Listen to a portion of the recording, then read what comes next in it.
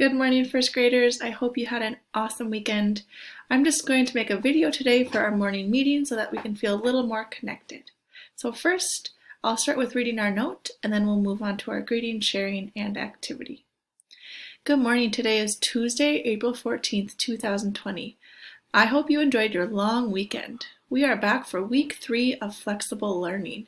It's going to be another great week. Today, you will work on your April number corner, do a phonics lesson on ending sounds in words, and do a core reading lesson. This week, your science and writing lessons are going to be combined. You will be working on researching a plant or animal in EPIC and writing down facts about it. Then, you will show what you learned by creating something to teach us about your plant or animal. In math, you have a checkpoint, which is similar to a test, so try your best to do it on your own so that we know what to focus on in class. I hope you have the best day. Love, Mr. Muride. P.S. If you work with an academic specialist, you have live reading today at 10:30.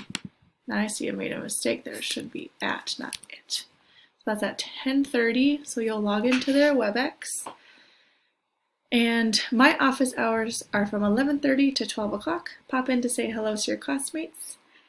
And you also have music today. So for that, you're just going to go into Seesaw, click on Mr. J's music page, and see if there's an activity or lesson in there from him. So that's it for news about our day today.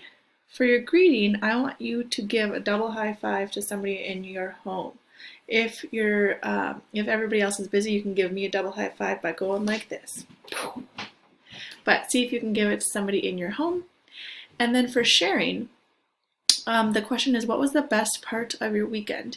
You can either comment on this Seesaw post and share what the best part of your weekend was, or you can come into my office hours on WebEx at 11:30 and share with me and your classmates there what the best part of your weekend was. I'd really love to hear about it.